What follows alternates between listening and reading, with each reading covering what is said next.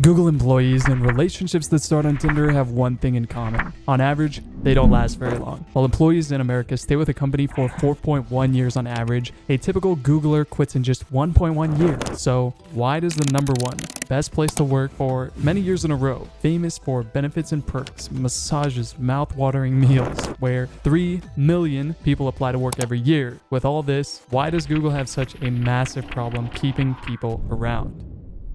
We're going to find out whether Google is hiding some dark secrets, or why maybe the reason people move on so fast is they rocket onto something even more positive, even greater success, fame, and fortune after just 1 year. This video is purely based on the reasons that ex-Google employees gave for quitting. From seeking more freedom, to extreme frustration with the work environment, to creating their own startups.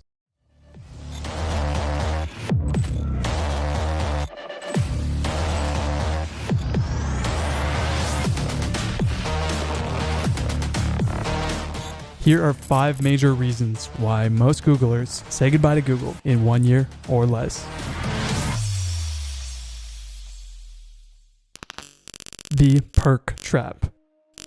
Recently, a controversial TikTok video showed the dark side of Google's exclusive perks. Now you might wonder, what could go wrong with receiving benefits at work? Because at first, nothing seems shady. Employees work hard contributing to the company, so they get rewarded with benefits. But what if the benefits have a dark side and are nothing but bait to keep you trapped? This is what Ken Walks, a former employee, said in a controversial TikTok that went viral this year. Aspiring young workers flock to the company assuming they have amazing work-life balance, eat delicious food, and play ping pong with colleagues. And it's not their fault because that's how Google portrays itself. But according to Ken, this may be careful marketing just to attract employees. And what you actually see is to get employees to stay for longer. For example, Google serves 3 tasty meals a day, but they don't serve dinner until between 6 and 6:30. And you might say, okay, that's not that late, but if you think about it, by the time you finish eating, it's going to be 7 or 7:30. That means to take advantage of all 3 meals, you're going to need to be at your desk from morning until evening. And getting every employee to stay until 6 instead of 5, those hours really add up. Another perk is Google's free shuttle, and you even get free Wi-Fi on the shuttle. Great, but you can probably guess what most people are using that Wi-Fi to do: work more. Considering the shuttle can take about 1 hour from SF to Google campus when there's traffic, if you just add those 2 hours of commute time per day and 1 extra hour that people stay late for dinner, then people already got 3 hours of extra work from you. Now, Google also lets you bring dogs to the office, which just seems purely positive. But what Ken said is by doing that, Google just eliminated another reason for you to go home or to think of anything else other than work. It's kind of like you and your dog are living together in one cage. And there's one thing that's for sure: Google's earning back what they spent on these perks many times over. Now, several million people watched Ken's video, and some agree, others disagree. Some say they would happily spend long hours at work if they got all these free benefits. Honestly though, what do you think? Leave a comment below. And of course, beyond what we mentioned here, there's a lot of perks we didn't cover, such as Google's generous work from home policy, unlimited vacation time, and more. But can you actually enjoy them? With the second reason: endless work pressure. Of course, Google isn't alone with the list of companies that put a lot of pressure on employees with aggressive deadlines. But how much pressure is too much? Well, maybe when work pressure starts to take a toll on health, because anxiety and burnout can definitely be a factor in early departures. Research on workplace stress, recently done by Payscale.com, said that 53% of Google employees consider their jobs extremely stressful. No wonder ex-Google employees claim Google acts like a demanding girlfriend. Even with the unlimited vacation, work from home, and more direct stress relievers like meditation rooms and insurance covering therapy, the question is, are these things actually helping? Well, if we look at Payscale's report and what ex-Googlers say, it largely seems like no. But why? Because many Google employees claimed they felt like there was a culture of them working against the clock, and they didn't have any time to relax and de-stress themselves, because it's hard to have leisure time when you're only thinking about the task you're behind on due to an aggressive deadline. And ex-Googlers say that due to these deadlines, they always felt behind schedule, and only in rare cases, if the team was lucky, would they actually finish a project on time.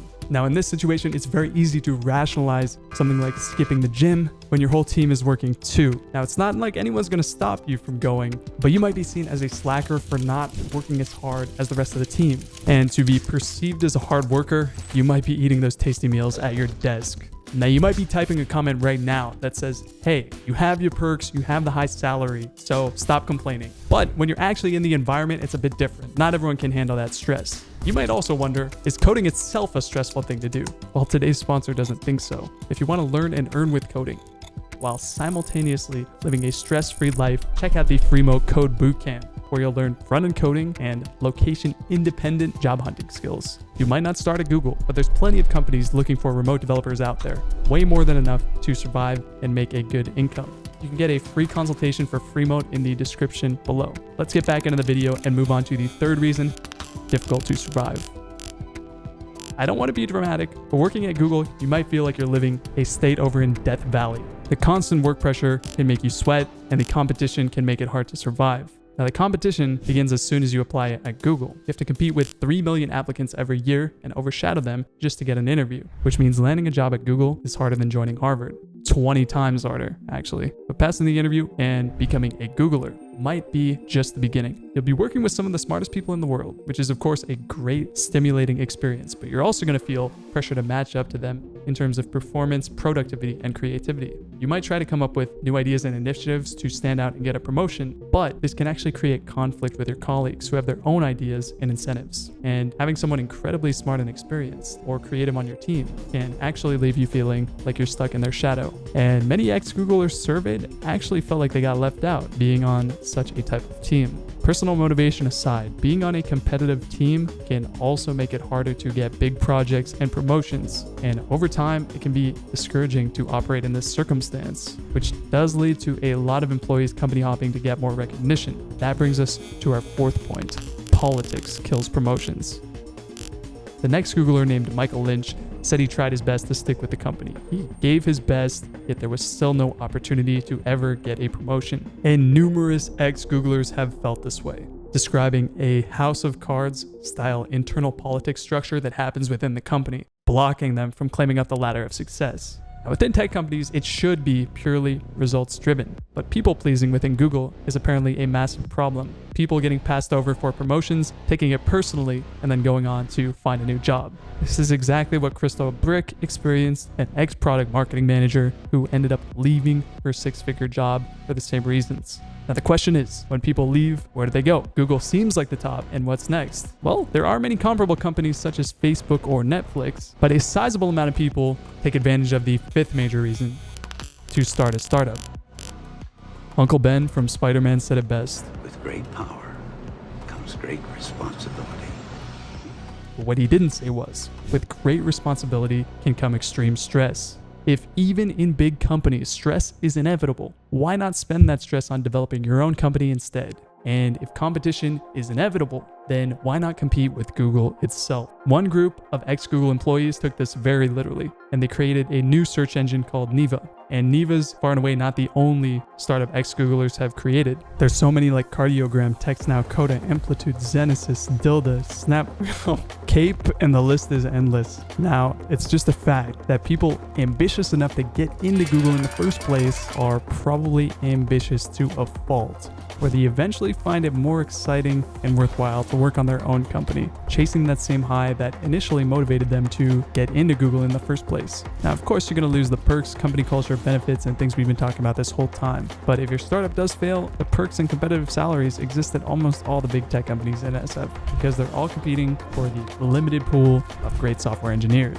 Tech employees are notorious for company hopping, especially for higher salaries as soon as they get bored. And if you have Google on your resume, you better believe recruiters are going to be flooding your inbox more than if you were a bikini model on Instagram. And they'll be trying to get you to move to their company. Being so in demand is no doubt a good thing. It makes the temptation to move, though, for a pay bump, especially after having a bad day, extremely high.